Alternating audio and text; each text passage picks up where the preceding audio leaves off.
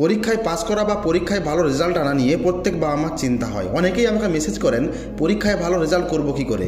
আজকের ভিডিওতে আমি বেশ কয়েকটি টোটকা বলে দেবো, যার দ্বারা আপনি বা আপনার ছেলে বা মেয়েটি খুব ভালো রেজাল্ট করবে পরীক্ষায়, এবং পড়তে যদি মন না বসে আপনার ছেলে বা আপনার, আজকের টোটকা দ্বারা এমন কিছু হবে আপনার পড়ায় মন বসবে। তো নমস্কার, আমি শীতল গোস্বামী, বাড়ি পশ্চিম মেদিনীপুর। তো চলুন শুরু করা যাক। আপনার বাচ্চার পড়ার টেবিলের এমন স্থানে একটি অশ্বত্থ পাতা চিটিয়ে দেবেন যে পাতার দিকে তার নজর পড়বে। ওই অশ্বত্থ পাতার উপর ওইং লিখবেন, ওই অনুসার লিখবেন সিঁদুর আর সর্ষের তেল গুলে। দ্বিতীয় হলো, যখন পড়তে বসবেন আপনি বা আপনার বাচ্চা মুখে একটি এলাচ রাখবেন, বা আপনার বাচ্চাকে বলবেন মুখে একটি এলাচ রাখতে।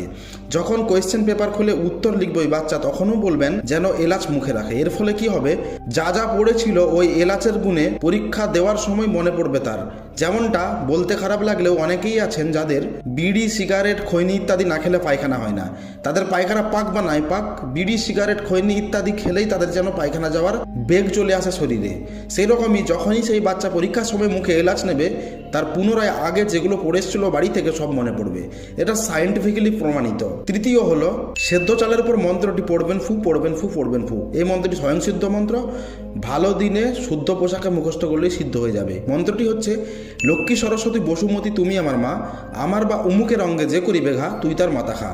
আমার উমুকের অঙ্গে মানে আপনি করলে আমার বলবেন, অন্য কাউকে করে দিলে উমুকের জায়গায় তার নাম বলবেন। সেদ্ধ চালের উপর 3 বার পড়ে 3টি ফু দেবেন।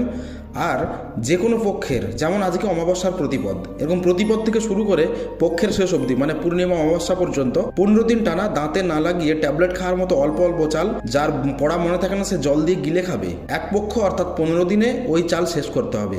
আরও একটি করতে পারেন পড়া মনে রাখার জন্য। এই যে গাছটি দেখছেন, এটি হলো সহদেবী গাছ। এর শিকড় 2.5 গাঁঠ নেবেন। 11টি জিরে নেবেন, যে জিরে আমরা রান্না করে খাই, সাদা জিরে। ওই জিরা আর ওই শিকড় গঙ্গা জল দিয়ে পিটে পরপর 3 দিন খালি পেটে সকালে যদি বোকা ছেলেকে খাওয়ানো যায়, তার বুদ্ধি বাড়বে, স্মৃতিশক্তি বাড়বে।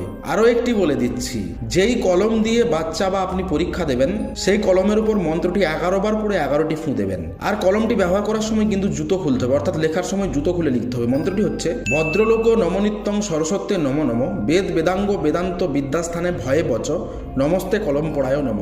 শেষ যেটি হচ্ছে সেটি হলো একটি মন্ত্র আমি বলে দিচ্ছি, যেটি পড়তে বসার সময় 11 বার মনে মনে পড়তে হয়, এবং পরীক্ষার কোশ্চেন পেপার খোলার আগে 11 বার মনে মনে পড়তে হয়। মন্ত্রটি হচ্ছে, মরি সুধারহি শোষ অপভ্রান্তি, যাসু কিপা নহি কিপা অধাতি।